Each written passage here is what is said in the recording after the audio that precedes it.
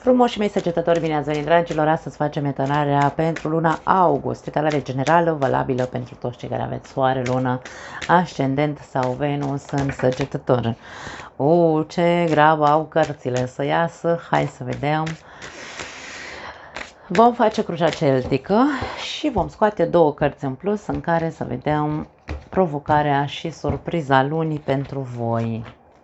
Hai să vedem, le așezăm aici pe poziție și începem. Energia ta, asta e cartea care sărise mai devreme când amestecam cărțile. Energia ta este una, hai să spunem, de atenție. Nu știu dacă neapărat un nou început, ci este o nouă energie care se instalează. O energie tipică de foc, da? Ca a ta. De o nouă aventură, ca și cum hai să privesc viața ca pe ceva bun, ca pe o aventură. Nu vorbim de aventuri sexuale, atenție, nu mergeți pe acolo că nu despre asta e vorba. Să văd viața cu mai mult chef de a o trăi, da? Sau energia mea să fie una de, nu știu, o nouă vibrație simt. Nu e vorba de o nouă viață, o nouă energie, nu e vorba doar de vitalitate, ci e vorba despre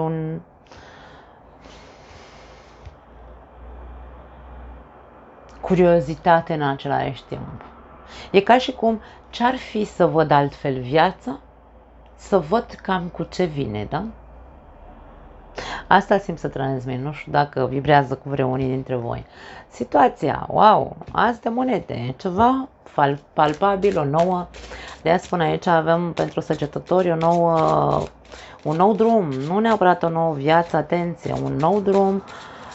Sunt oportunități care apar în viața voastră începând cu luna august, dar nu pentru că vine așa, nu știu, Doamne, Doamne, să te arunce din cer oportunități, ci este energia ta care influențează, da? Când tu îți schimbi energia și dacă n-ai făcut-o încă, încearcă să o faci în luna august, când tu îți schimbi energia și devii, nu vreau să citiți printre rânduri sau să luați motamo ceea ce spun, pentru că aici avem acea curiozitate a adolescentului, acea energie de credință. Când vă aduceți aminte când eram adolescenți? Mamă, toți puteam, toți aveam chef de viață, toți eram, wow, o să ajung nu știu unde, o să fac, o să dreg, o să... Acest gen de energie, însă nu o luați nici motamo pentru că înseamnă irresponsabilitate, da? Să o iau așa, să stau visător și să zic, nu, că eu o să fac, o să-mi dreg, o să câștig la loterie, o să, ci doar acea vibrație să o schimbați, da? Instalați în voi această energie, dar fără să vă ia de cap. Pentru că aici vorbim despre când se schimbă energia ta, începe să se vadă palpabil lucruri în viața ta, da? Ok, au sărit 3 cărți pentru voi, le luăm și la Scorpioni au vrut să sară o grămadă de cărți, dar la ei săreau mult mai multe, la ei au sărit 3. Prima carte 10 de cupe, wow, 10 de monede și 6 de spade, dragii mei. Pentru foarte mulți dintre voi vi se dă o nouă oportunitate sau vi se deschide o nouă oportunitate în viața voastră în legătură cu, pentru unii dintre voi, cu câștiguri financiare, fie că e vorba despre o mutare, fie vorba despre o casă, despre, nu știu, plecare din casă, dar aici e vorba despre abundență, despre fericire și despre consolidare. În urma unor, hai să spunem așa, lucruri pe care le lași în urmă, pot fi năravuri, pot fi traume, pot fi ca și cum părăsești un loc traumatizant pentru tine și de atunci o să-ți meargă bine, domne. Da? De atunci n-a sunat corect gramatical. Când te vei hotărâ să părăsești locul, va merge bine. Aici vorba despre ok, dacă viața, dacă începe de la mine, dacă eu îmi schimb vibrația, în jurul meu se schimbă lucrurile și ajung la liniște, la liman, însă înainte să ajung aici la liniște și la liman, eu trebuie să fac ceva. să schimb acea energie. Trebuie să știu să las în urmă ce nu-mi face bine și să mă centrez doar pe viață. Sunt pregătit din nou de o nouă oportunitate. Hai că vreau să văd cu ce vii către mine și uite cu ce vine viața către tine. Da? Despre asta este vorba. Foarte tare, Doamne ajută, dragii mei, să fie pentru cât mai mulți dintre voi. Aici vorbim despre noi oportunități, insist, din punct de vedere financiar, familial sau, mă rog, poate se mărește familia, poate unii dintre voi vine un copil pe lume în această perioadă sau vă hotărâți să vă căsătoriți sau vă hotărâți să faceți un copil. Poate să fie orice. Avem de 2 ori cartea familiei, da? Și un nou drum, o nouă cale. Frumoasă, cu lucruri bune, ce să zic, Doamne ajută. În mintea ta 3 de cupe. Ok, hai să vedem.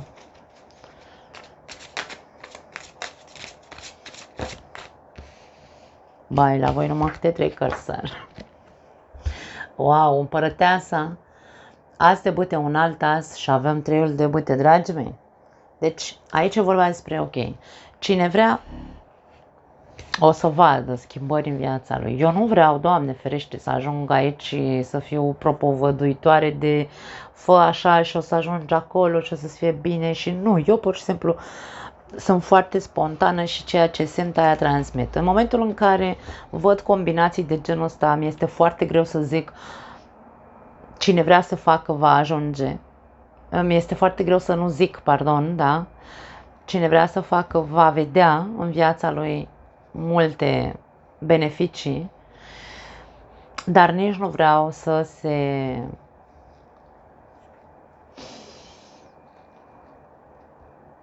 se ia motamo, pentru că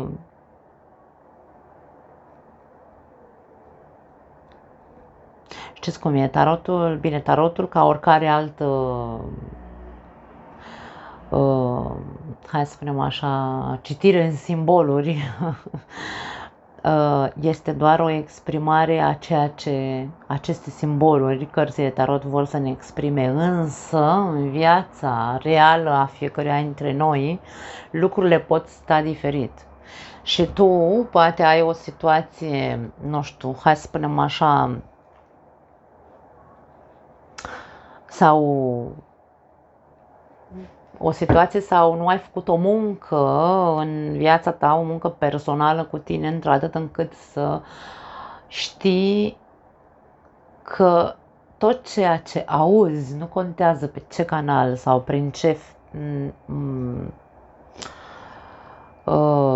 cum se spune, prin ce canal se ajung la tine, informațiile, când tu nu faci nimic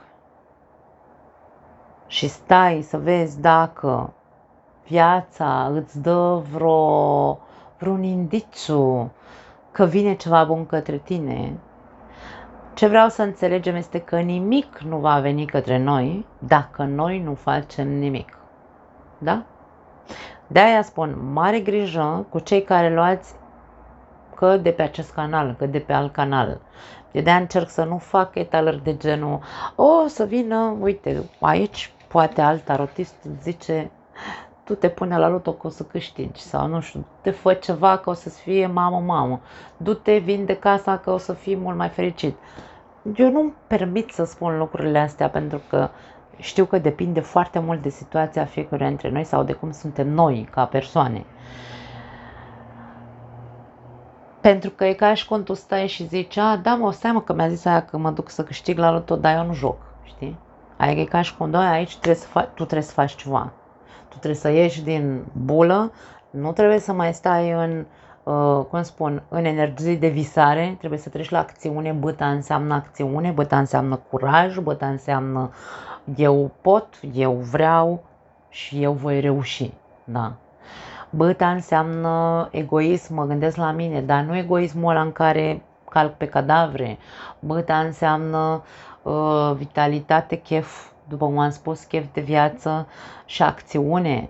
Nu putem să stăm să ne cadă din cer, nimic nu va cădea din cer. Așadar, se deschid uși către tine în august, da. în urma schimbării vibrației tale. În mintea ta avem 3 de cupe, avem împărăteasa, avem un alt as, asul de bâte și avem un 3 de bâte. Ce vrea să ne spune este că tu oricum aveai viziunea asta. E ca și cum dacă tu crezi din punct de vedere al cogniției, hai să spunem așa, încerc să vizualizez, da? Vizionez în mintea mea conștientă, cu ochii deschiși așa, vizionez acea abundență, acea casă, acel job sau acel proiect sau acea familie pe care mi-o doresc și așa mai departe, acel copil pe care mi-l doresc și poate până acum nu am putut să-l aduc pe lume sau n-am avut cu cine, da? De aici e vorba despre ok, dacă tu începi să vizualizezi, însă din nou avem un indiciu care ne spune nu trebuie să nu servește la nimic doar să vizualizezi, ci trebuie să treci și la acțiune. Aici vorbim de împlinirea acelor vizualizări și de sărbătorire. Acum aș spune ca o paranteză pentru cei care v-ați chinuit să faceți copii, n-ați rămas însărcinați până acum. Aici vorbim despre faptul că e posibil să rămâneți însărcinați, bineînțeles că nu se rămâne însărcinat de la Sfântul Duh, trebuie să faci o acțiune, da? Mă înțelegeți? Nu se ajunge la cumpărarea unei case, de exemplu, sau la formarea unei familii, dacă tu nu treci la acțiune să ceri în căsătorie persoana pe care o iubești.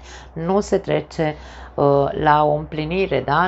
Nu ajungi să ai abundență în viața ta dacă tu nu ai hai să spunem, nu faci o investiție sau nu știu, da?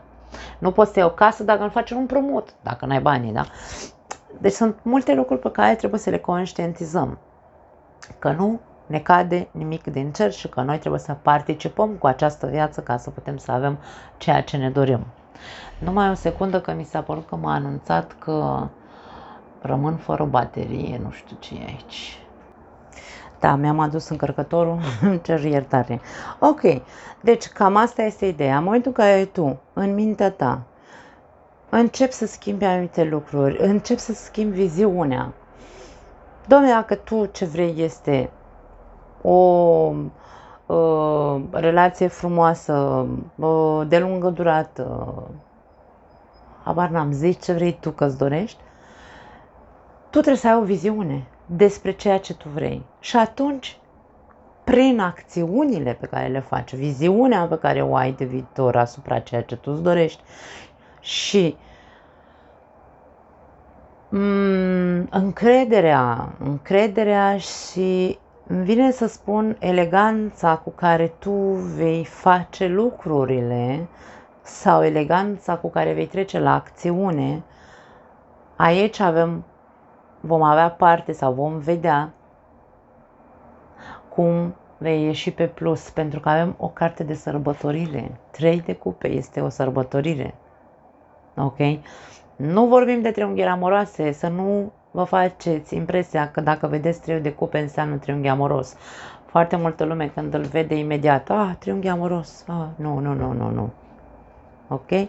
Deci, mai departe, în subconștientul tău, 9 de spade, ce te mai frământă? Pentru că tu vrei toate bune, tu vrei lucrurile frumoase în viața ta, tu vrei ca totul să fie ok. Ce caută asta în mintea ta profundă? Ce caută energia asta? Ce coșmar mai susțin capul tău? 5 de bâte. Da. Și 6 de monede. Mie vine să te întreb aici. Cât crezi că este de efectiv pentru tine sau bun sau, nu știu, ce rezultate ai în viața ta când tu ești așa pe dinăuntru? Ce rezultate vezi tu în viața ta? Pentru că tu ai nevoie să schimbi energia, ca să ne înțelegem. Despre asta e vorba luna august pentru voi. Până când tu nu vei schimba energia, viața ta nu se va așeza sau cel puțin apele nu se vor limpezi în viața ta, da? Așadar, Aici e vorba despre incoerență, este vorba despre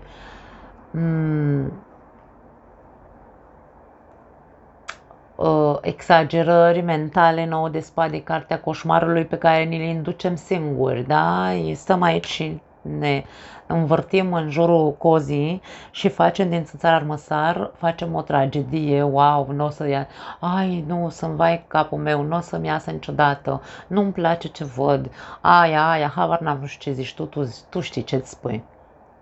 Lucruri care te dezechilibrează enorm de mult. Și aici, da, se vede echilibru. Și aici, ce te dezechilibrează se vede. Tu cu contradicțiile tale, cu nehotărârile din tine, cu mintea ta care exagerează foarte tare sau care stă acolo în cercul ăla vicios în care nu te lasă nici să dormi noaptea. Până nu rezolvi aceste probleme din tine, pentru că sunt ale tale, nu se va pune nimic pe picioare în viața ta. Îmi pare rău să spun asta, asta cu certitudine pot să o spun, pentru că se vede foarte clar ce zace în tine, în subconștientul tău. Tu nu neapărat e vorba, aici nu e vorba de a face pace, atenție, e vorba de a-ți obliga, mie vine să spun, mintea să tacă, pentru că vorbește prea mult și vorbește pe negativ cu tine. Și tu preiei ceea ce îți spune mintea ta și crezi în realitate. Mie vine să spun că încă nu se vor liniști apele pentru unii dintre voi până când nu veți lăsa în urmă ceva. Ce? Eu m-aș lega de acest lucru. Până tu nu vei lăsa în urmă gălăgia minții tale,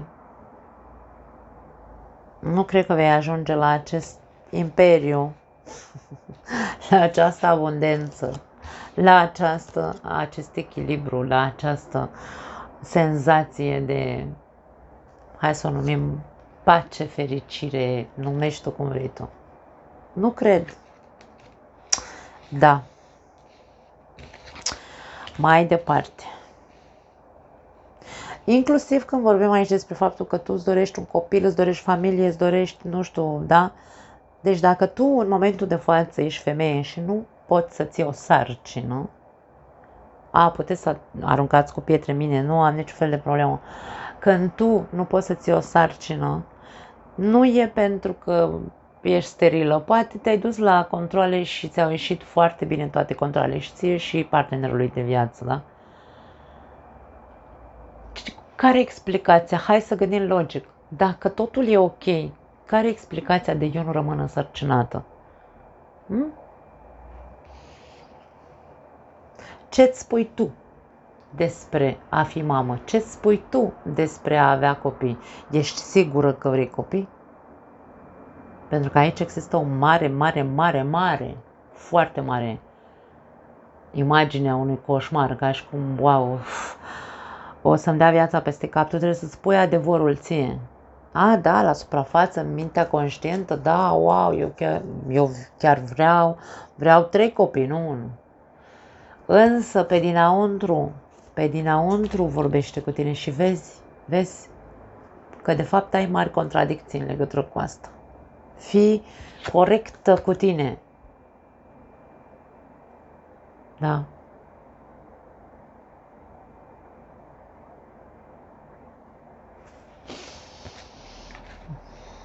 Da, mă opresc aici. Nu pot să mai zic nu vreau să mai zic alte lucruri.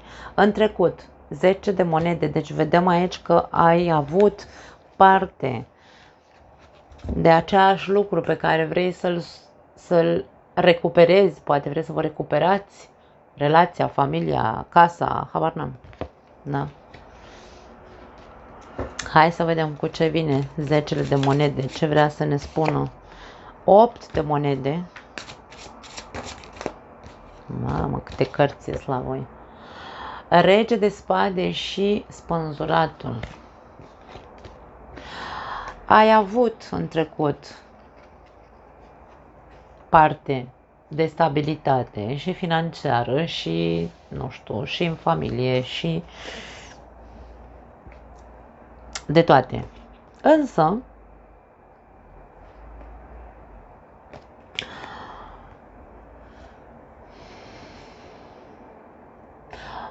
Poate o situație sau poate relația sau poate familia sau poate jobul sau poate proiectul, habar n-am, zecele de monede poate însemne orice, da? Acea situație benefică pe care tu ai avut-o în viața ta în trecut și pe care încă ți-o dorești, eu spun familie, relații și așa mai departe, că e cel mai simplu de înțeles, însă poate fi orice. Acea situație a avut nevoie la un moment dat de foarte multă muncă, însă de foarte multă muncă sau de, hai să o numim, perfecționare, de, nu știu dacă o să o numesc,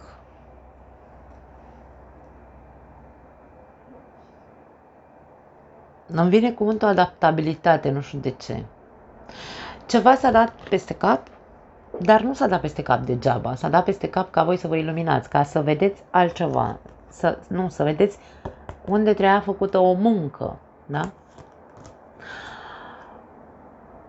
În momentul în care ni se dă cumva așa viața cu sus în jos, sau ni se dă familia, sau relația, sau jobul cu sus în jos, este pentru a ne face conștienți de ceva.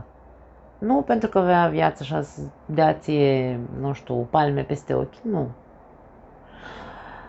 Ideea este, ai văzut sau n-ai văzut ce trebuia să fi muncit atunci când s-a întâmplat acel dat peste cap?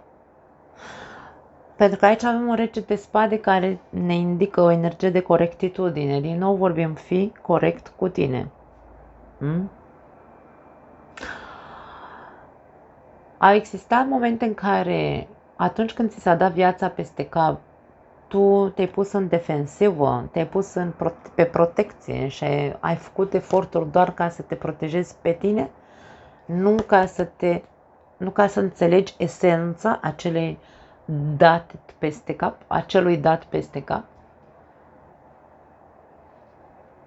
Ce ți-a dat viața peste cap din toată această siguranță, abundență pe care tu ai avut-o și ce ai înțeles tu din acel lucru.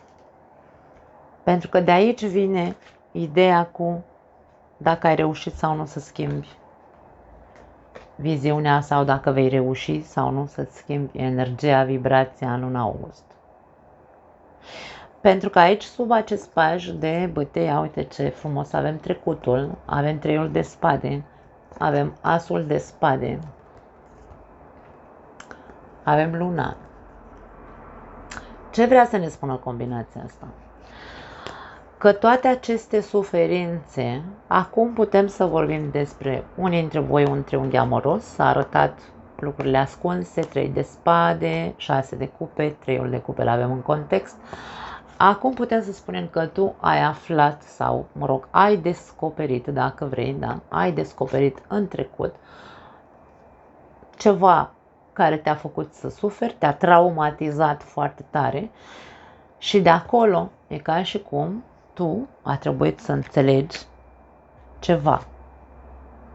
Da, știu că sună tragic, știu că sună ca și cum, ia uite și pe asta ce a apucat-o să vorbească, însă acea suferință trebuie să te facă să îți schimbi vibrația. Ca să te repui pe picioare, să te recuperezi, să-ți reconstruiești o altă relație, dacă nu e vorba despre relația din trecut, cu o persoană care, într-adevăr, să te respecte și să-și dorească să meargă sau, da, acțiunile voastre să fie, hai să spunem așa, dacă vrei, într-un soi de echipă, eu simt aici, avem 3-3, da? Când nu participă ambii parteneri, de exemplu, în a reconstrui relația, atunci probabil că ar trebui să te întrebi dacă nu cumva e mai bine să te schimbi de partener, da? Gândește-te. Pentru că aici, dacă nu merg amândoi în nu trec la acțiune amândoi și nu merg către același drum, da? Nu trag la aceeași căruță, atunci, pentru că avem figura împărătesei, împărăteasa nu plânge după nimeni, împărăteasa nu așteaptă pe nimeni, împărăteasa este. Ea este eleganță, încredere, abundentă, nu are nevoie de firimituri ca să ne înțelegem. Ea este și atât. Așadar, dragii mei, încercați să extrageți mesajele care știți că vi se potrivesc, pentru că aici e vorba despre ceva foarte serios. Contradicțiile care se dau în voi și coșmarul în care vă învârtiți poate fi diferit pentru fiecare dintre voi. Unii poate aveți coșmarul legat de da, eu vreau să ne împăcăm, să ne punem pe picioare, însă știu că n-am cu cine. Pentru alții dintre voi poate să fie în mine se dă o bătălie pentru că nu pot să uit acel, nu știu, triunghi amoros. Pentru alții dintre voi poate să fie din punct de vedere financiar. Eu nu cred că o să pot, nu știu cum să fac, nu văd, da, nu văd să ajung la liman vreodată, mi-este foarte greu din punct de vedere financiar. Pentru alții dintre voi poate să fie din punct de vedere al acelei contradicții despre care vorbeam cu vreau copii sau nu vreau copii, la suprafață vreau, dar în interiorul meu, sufletul meu nu se vede a fi mamă. Așadar aici depinde de fiecare dintre voi prin ce treceți. Eu nu pot să dau decât anumite exemple. În viitor, wow, diavolul, următoarele 3 luni de zile, hai să vedem. Rege de bâte și 7 de bâte. Eu aș spune aici că trebuie să fii în gardă. De acum în 3 luni de zile tu trebuie să fii în gardă. Eu aici nu vorbesc despre o despărțire, eu aici, nu, cărțile nu ne vorbesc despre o despărțire. Nu ne vorbesc despre o plecare decât dacă tu știi că n-ai cu cine și că e toxic. Atunci da. Însă, în următoarele 3 luni de zile, din august până în octombrie, aș spune că e foarte ok să fii mai, hai să spunem, dacă vrei, pentru unii dintre voi e vorba de a vă proteja mai mult pe voi, pentru că pot fi situații sau pot exista situații mai urâte, dar la ce mă refer când zic urâte? Situații, nu știu, diavolul poate fi orice, certuri crunte, infidelitate poate fi din nou, sau tentație, sau, nu știu, gânduri obscure pot fi, atitudini obscure pot fi, măști, manipulare, minciună, tot tacâmul, da. Poate fi vorba despre asta. Și aici, bineînțeles că răspunsul îl avem în 7 de bâte și rege de bâte. Regele de bâte are acea conotație egoistă și avem 7 de bâte care înseamnă protecție. Când apare diavolul, trebuie neapărat să vorbim despre încearcă să te protejezi de tot ce vine către tine, care te intoxică, care te induce în eroare, care te, nu știu, încearcă să te păcălească într-un fel sau altul. Protejează-te de fricile tale. Diavolul poate fi frica ta, teroarea, nu frica, teroarea, coșmarul, da? Ținând cont de faptul că mie îmi place mereu să citesc cărțile așa cum se așează, ținând cont de faptul că acest rege de bâte este cu spatele la diavol și la 7 de bâte, trebuie să înțelegem că în următoarele 3 luni de zile, poate, chiar dacă situațiile vin un pic sau, nu știu, evenimentele, energia ta, nu ai cum să o susții să fii doar pe pozitiv, însă când tu simți că vine ceva, un gând negativ, un comportament urât, da? Un comportament urât, ignoră-l. Aici e ca și cum ignoră-l. Nu ai cum să-l depășești altfel decât ignorându-l, ca și cum nu îl băga în seamă. De-aia regele de bâte îmi arată această interpretare. Da. În cazul în care vorbim despre evenimente toxice, vine să spun, nu vă rămâne altceva decât să știți să puneți piciorul în prag, da? De-aia spun că e vorba despre un soi de putere. Diavolul înseamnă putere în același timp. Un soi de putere personală în care să știți să puneți piciorul în prag și să spuneți nu, întâi eu, mie să-mi fie bine și apoi vedem, da? Când tu vezi că vine o situație toxică sau o persoană toxică sau o persoană care vrea să te ia de cap, să te intoxice, tu trebuie să pui piciorul în prag și să-i spui nu te mai vreau în viața mea. Piei, diavole, da? Nu mai vreau scenarii de-astea în viața mea, nu mai vreau persoane de-astea toxice în viața mea, nu mai vreau nimic care să mă intoxice, da? Și de-aia vorbim despre putere personală de a pune piciorul în prag, de a învăța să spui nu cu adevărat, da? Voi știți, urmăriți următoarele 3 luni de zile, sunt aici în context, da? Ideea este că dacă aici vorbim de o nouă oportunitate, o nouă cale, o mult mai benefică pentru tine,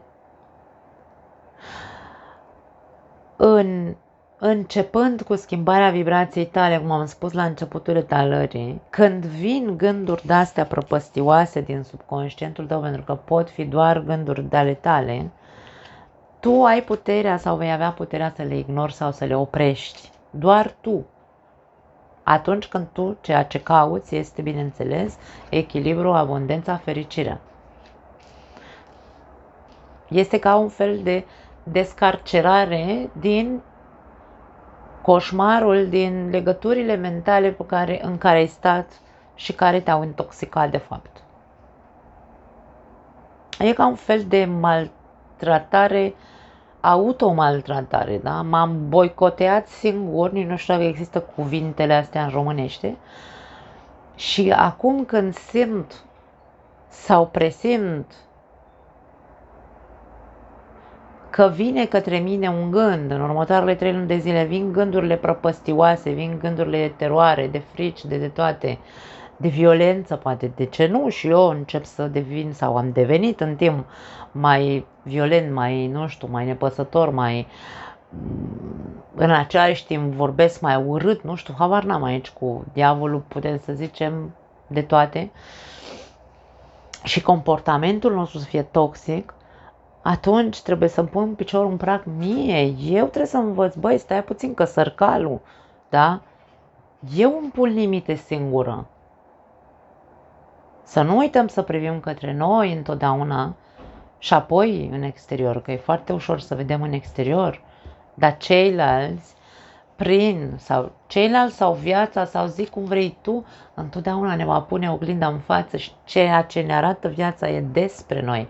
Wow, pe mine m-a costat ani de zile să văd că tot ceea ce se întâmplă în viața mea e despre mine de fapt. Știu cât e de greu să vezi, însă se poate, doar trebuie să facem niște exerciții de acceptare, că ce nu acceptă, ego-ul nostru nu acceptă. Mai departe, provocarea pentru voi, Regina de Spade, foarte interesant, a apărut Regina de Spade, Împăratul și Cavaler de Spade. Aici, pentru unii dintre voi, provocarea este pe plan comunicațional sau comunicativ, nu știu cum e corect. Unii dintre voi veți fi provocați din punct de vedere al vorbelor, se vor spune vorbe, nu știu dacă neapărat la adresa voastră sau veți fi târâți într-o conversație, hai să o numim între ghilimele violentă, nu violentă fizic, ci conversația va fi violentă. Acea conversație este pentru a rezolva lucruri din trecut. Acum nu știu dacă e vorba despre o persoană care vă provoacă sau poate voi veți provoca această discuție violentă. Ăsta, Cavalerul de Spade, să nu uităm, eu mereu spun că are limba ascuțită, însă el merge întotdeauna către trecut să-și rezolve ce n-a putut să rezolve înainte. Și aici provocarea vine, ok, e momentul să rezolvăm anumite lucruri, e momentul să rezolv anumite lucruri, că e vorba despre a rezolva lucruri în legătură cu mine, că e vorba că trebuie să rezolv lucruri în legătură cu un partener, cu un șef, o figură de autoritate, oricine, nu contează cine e persoana cu care tu ai de rezolvat anumite lucruri.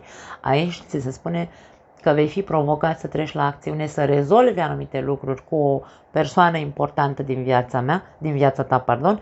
Aici avem în această etalare, vreau să se țină cont de acest aspect, eu întotdeauna țin cont de acest aspect. Avem împăratul și împărăteasa. Putem să vorbim despre un parteneriat. Că e parteneriat de afaceri, că e parteneriat de relație, că e parteneriat de prieteni, nu contează. Aici vorbim despre faptul că e momentul sau vei fi provocat în luna august să rezolvi o problemă comunicațională sau de comunicare cu o persoană. Această problemă trebuie rezolvată pentru ce? Avem definiția împăratului aici, pentru a repune ordinea și pacea în viața voastră. A se așeza din nou stabilitatea, siguranța și reconstrucția, pentru că împăratul înseamnă structură și stabilitate. Da. Așadar, săgetătorii vor fi provocați la conversații.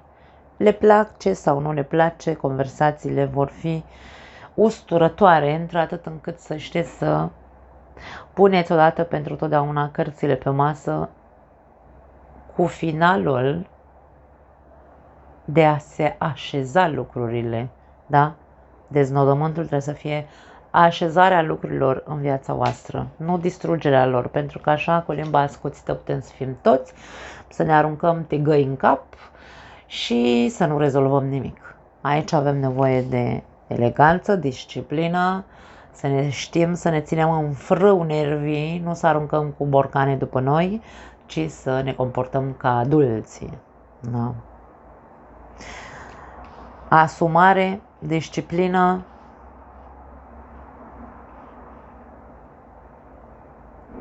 și mie vine să spun dorință de restructurare a acestei relații, situații, job și așa mai departe. Voi știți. Surpriza. 9 de cupe.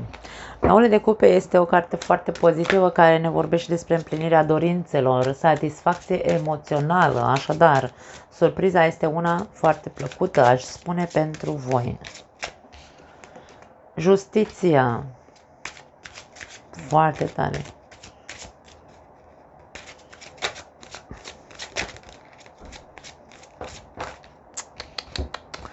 Doamne, ce mai cad cărți. A vrut să sară 7 de spade, s-a întors. Avem caleașcă și avem 7 de spade, dragii mei. Acum, dacă aici vorbim despre surpriza, este satisfacție emoțională, autostimă, numește-o cum vrei tu, împlinirea dorințelor. Aici putem să vorbim despre faptul că unii dintre voi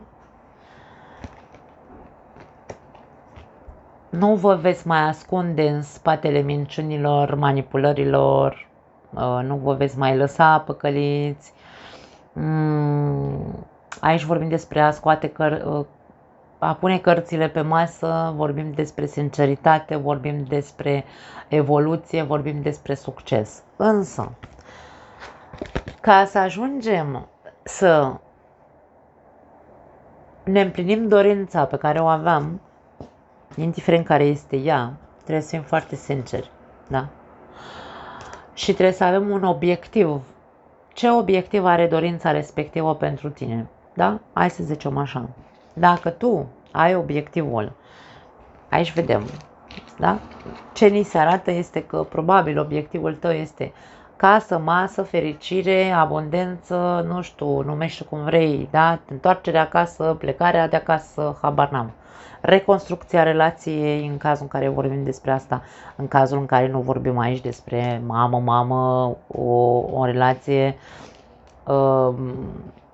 toxică între două persoane, deci asta nu se susține, da? Dacă aveți relații toxice, nu e pentru voi etalarea asta, pentru voi e plecați de acolo, punct, nu mai am alte etalare pentru voi. Însă, dacă dorința ta este asta de a construi și așa mai departe, da? Vei ajunge să-ți împlinești dorința, însă întreabă-te care este obiectivul dorinței tale. Dacă obiectivul dorinței tale este să ajungeți la acel gen de sinceritate, când să se pună cărțile pe masă, într-adevăr. Obiectivul să fie, cum am spus, comun. Tragem la aceeași căruță. Este, dacă n-aș fi avut 7 de spade, nu aș fi făcut interpretarea de genul ăsta. Dacă nu era 7 de spade, aici era, ți se vor împlini dorințele.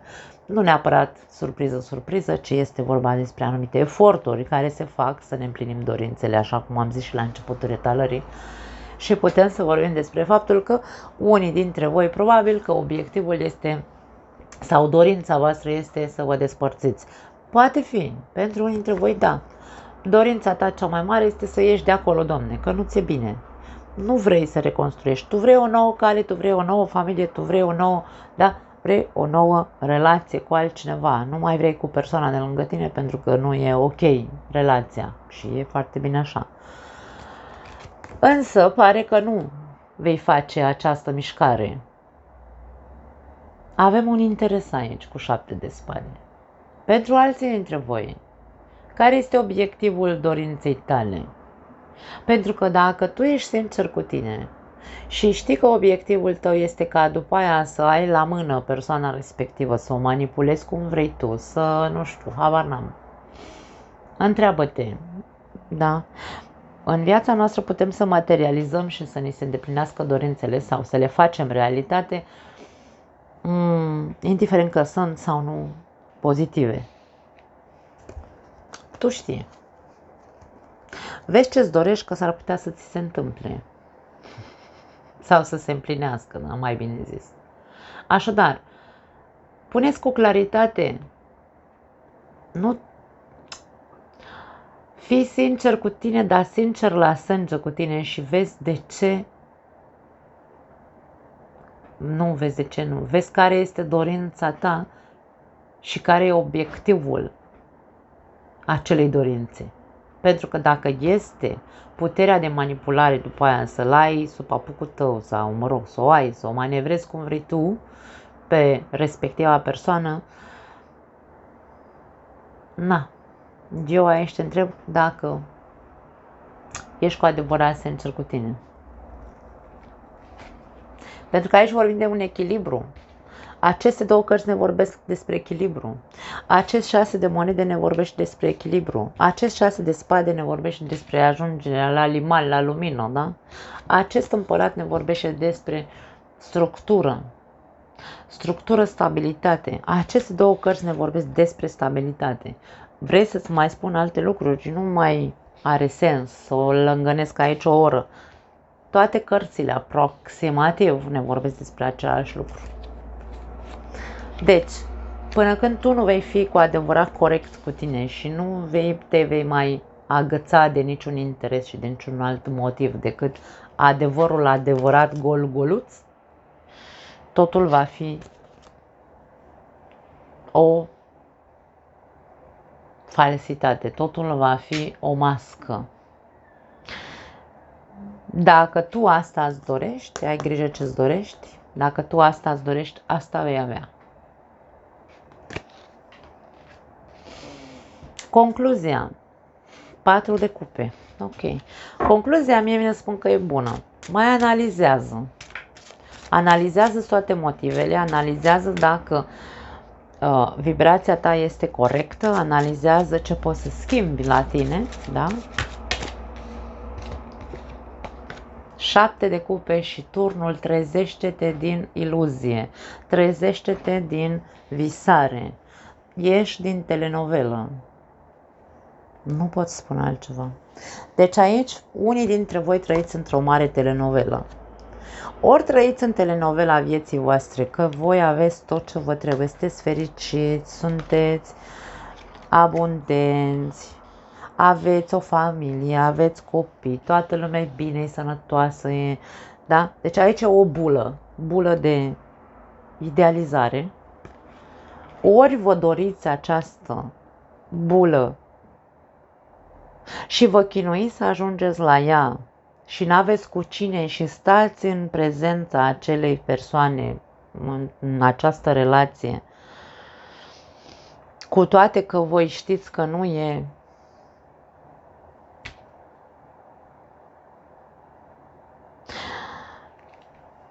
Și putem să vorbim pentru unii dintre voi despre acea relație toxică și așa mai departe. Deci unii dintre voi, dragii mei, nu unii dintre voi, toți dintre voi cei care ați ascultat aici, indiferent câte dintre mesaje vi se potrivesc sau nu vi se potrivesc, care este bula voastră, telenovela, iluzia, în ce iluzie trăiți în legătură cu respectiva persoană.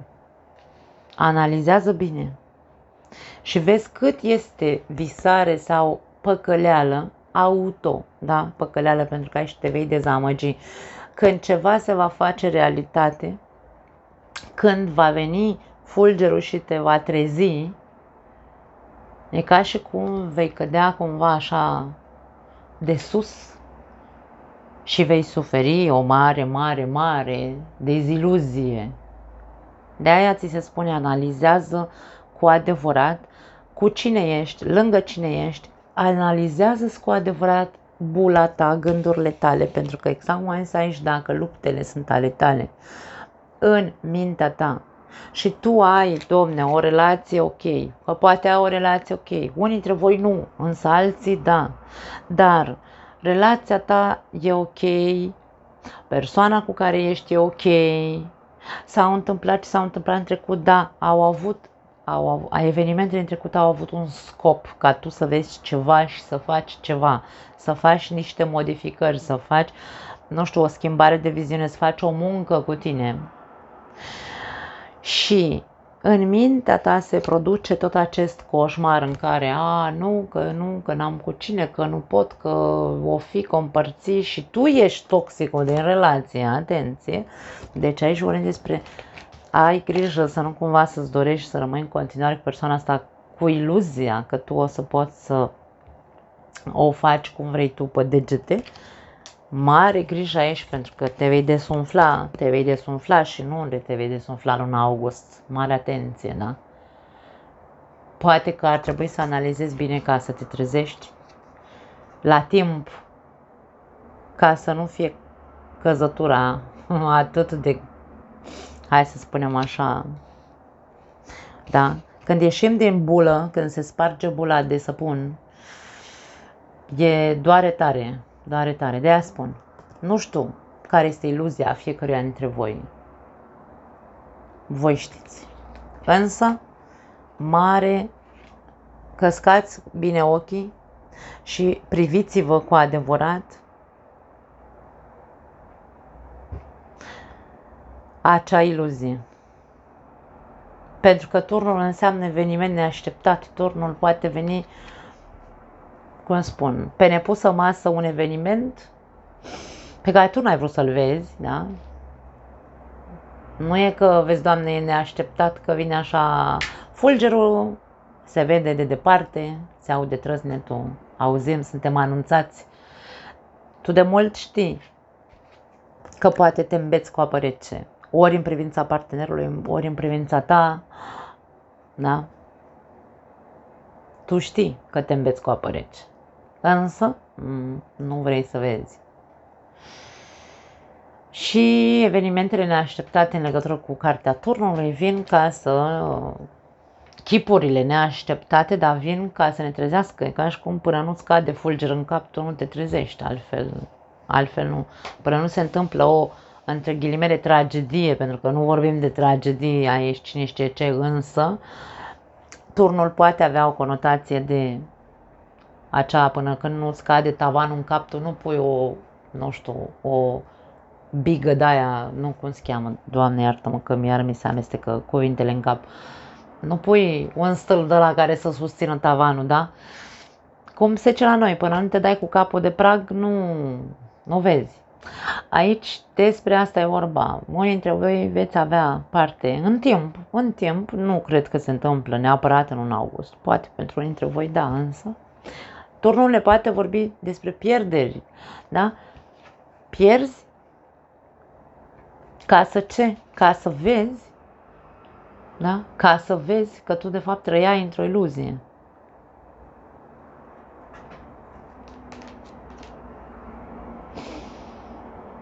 Da, nu mai am altceva. foarte tare pentru că am început cu cărți extrem de pozitive. Toată etalarea este foarte pozitivă, însă ne dă niște indicii și niște, hai să spunem așa, niște alte, da, indicii, că nu știu cum să le numesc altfel, ne dă niște indicii despre o chinuială cumva pentru unii dintre voi, dragii mei. Trebuie să mai ascultați etalarea asta de mai multe ori, pentru că e posibil să vă pierdeți printre informații. Nu mai am altceva. Vă pup, dragii mei, asta e. Ne vedem data viitoare. Ceau!